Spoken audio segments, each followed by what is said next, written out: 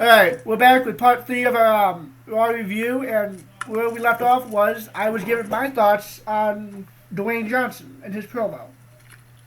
Now, I was watching this against, as much as I didn't want to, I was watching to see what he would say, and he was off his guard, like he seemed more off than usual.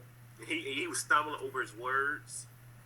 Now, people on the internet have been saying he had to be off to make Cena look strong. If you listen to any promo he's ever cut, he's always done that. Repeated himself with different lines, different jokes. It just seemed more obvious Monday than ever before. Yeah, I noticed that also, but it's like Brock normally he kind of makes up newer things. Like, he did kind of come up with the whole Kung Pao bitch, but besides that, he was really off his game last Monday, and it was, I don't know, I'm like, it's kind of weird, as I said before, because it's just not the usual Rock we're used to seeing. But he still had that crowd in the palm of his hand. Of course he did. He's the Rock. He can always do that no matter what. Yes. Even if he watches all of his lines, he'd still have the crowd in the palm of his hand because, as we all know, he's the Rock. Manipulation is best. That doesn't change anything with the whole thing with Cena, because Cena still did own the Rock in the last. Yes. Anyway, the Rock marks, they cannot. Well, they can try and deny it, but for those who have common sense, they cannot deny the fact. Yes, sure can. Yes, Cena, the way he left, I loved it. I loved the way he threw the microphone and just left. Good ending for John Cena. I'd agree. But yeah, like people complain about how, like I said, how he seemed off. He's done that in almost every promo since he's been in WWE. It's just more obvious last night. And Cena whooped his ass on the mic last night, on Monday night. Sure. Yes. In 3 minutes, he was able to whoop Dwayne's ass. And it took Dwayne 20 minutes for his promo. And he did nothing. Isn't that interesting how Rock promos are like way longer than anything else on the show? Oh yeah, that was thrilling for me. I was surprised he didn't turn off the TV as soon as he came out. I did for the first 5 minutes of his promo. Then I saw on Twitter he was saying something about Kung Pao something. Kung Pao bitch. Yeah, so I tuned back to see what was that about. Then I kind of watched it. Much I don't like him, I did watch it.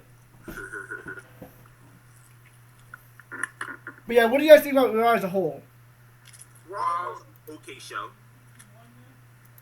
Yeah, I thought it was alright, but like you said at the beginning of the show, pulling a 3.1, that's not going to cut it. You cannot be pulling those numbers this close to WrestleMania. You cannot be doing that. You should be at least in the high 3.7, 8 at least. Those numbers are not impressive, especially with, the fact that people knew that Rocky was coming back. I mean, as for what I thought it was, it was alright. It wasn't bad. It wasn't the greatest thing ever. It was solid. But they got to find some way to improve those numbers. Yeah, Raw was okay. Yeah, I'd agree with the whole rating things, with the fans not exactly being there, because it is WrestleMania time, and I've actually been expecting the numbers to increase much more. Unfortunately, we have not seen that, but then again, you have to remember, not too long ago, Raw's ratings were far lower than in the 3.0s because of, the debacle of shows we've gotten over the last few months. But I would agree saying the numbers should be increasing at this point, especially with The Rock being back. Because one thing that's kind of strange that I've been expecting ever since The Rock came back was I've been expecting more of the older fans to be in tune with him being on the show, and apparently either not much of them or not any of them are, or apparently tuning in. But we do have to remember that next week, if what I've heard is true, The Rock will be back next week, as well as, of course, Doubtful. favorite boy, HBK lover, HBK. Yes. How could I forget to But mention as that? my thoughts on Raw as a whole, I do think it was a good show. As far as which side of the show I believe was the best, definitely the promos. The matches I could care less, but the promos were really good. Yeah, Raw was an okay show, but you gotta look at it. In WrestleMania season, an okay show is horrible. Absolutely horrible. Like an okay show in general. Well. What was that? I said I would agree that the show should be improving a lot more. But you do have to realize things are starting to heat up. Like, this is just the beginning. Yeah. Yeah, but an okay show for Raw in general isn't that great. But on WrestleMania season, that's absolutely horrible. It's unacceptable, really. On the old WrestleMania, every show should be like a go-home show to WrestleMania. Make me want more. And it's not doing that. Well, I understand that point as well, but you do have to remember that WWE, they kind of know to do lazy bookings every now and then. Yeah, and it's unacceptable in WrestleMania season. It's unacceptable in general, but in WrestleMania season, it's just... Yeah, I know a lot of people have actually been criticizing this build-up to WrestleMania, but we have to remember, we still have an entire month left. Like, we still have to see what happens in the coming weeks of WWE's build-up to WrestleMania. So, like, even though it might be starting off real slow right now and it's kind of, like, not heating up quite yet, I could still see them turning the heat up real quick in the coming weeks. But that is the question. Will they turn up the heat, or are they just going to be lazy this whole year and just let the matches that we have on the card right now steal the show? And to be honest, I do believe the matches they still have on the card right now are actually good enough for anyone to buy this show. Like, we have 4 really good matches that most of us here are looking forward to. Exactly. But, leave it up to WWE to wait till the last minute. I mean, classic WWE for you. Well, yeah, that's something I noticed WWE does a lot with their pay-per-views, that they don't really build it up too heavily until, like, the last week or two. But hopefully, and I do agree with you guys saying that the build-up should be doing better, but hopefully WWE will turn it up next week and the following weeks after next week's show. But yeah, like you said, we have about A.K.A. will be there, so he definitely Yes, should bring he back will. some fire. Gonna bring up those ratings. That's right. That's right. Yeah, they will. But as like you said, we have a couple weeks. We have 6 weeks to WrestleMania. We can see what's coming in the coming weeks. How many more times can we say that till WrestleMania is there?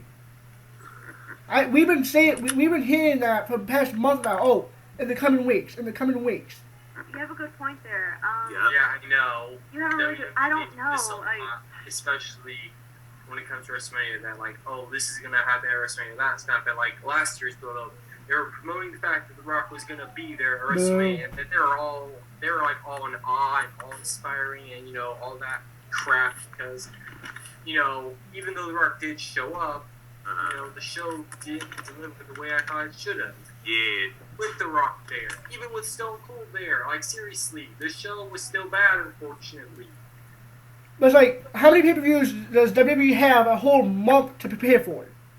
Almost none of them. That's the thing. I will agree with you that it does kind of piss me off also when they have all this time to build up and they don't utilize it correctly. No, they treat it like a regular. So much things they could do that they don't do, but it's not like it's impossible to make a build-up really special. It's just that WWE, they sometimes refuse to go over, their so-called limits. Because they're lazy. Sure is lazy. Exactly. Lazy as hell. Yeah, it's they're treating us like a build-up to a SummerSlam when they have 2-3 weeks, and they have 6 weeks to build up to this. 6+ weeks. And I know, it's not a little ironic how some of the good pay-per-view build-ups are kind of rushed, but then the bad ones are... Or actually, no. This is kind of... some of the really good ones get built up real quickly, but then we have ones that could be really good that are being built up really slow. Yeah. Alright, guys, if you listen to this on YouTube, this is going to be the ending segment of the show. We'd like to thank you for listening. If this is the first part you listened to, go back and listen to part 1 and 2. Subscribe to us.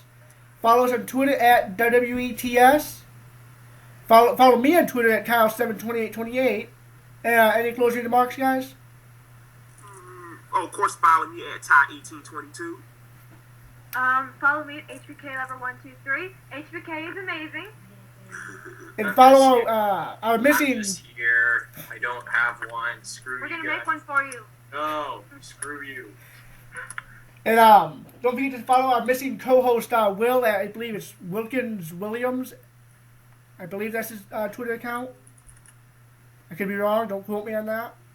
All right, guys. Thanks for listening. Peace out.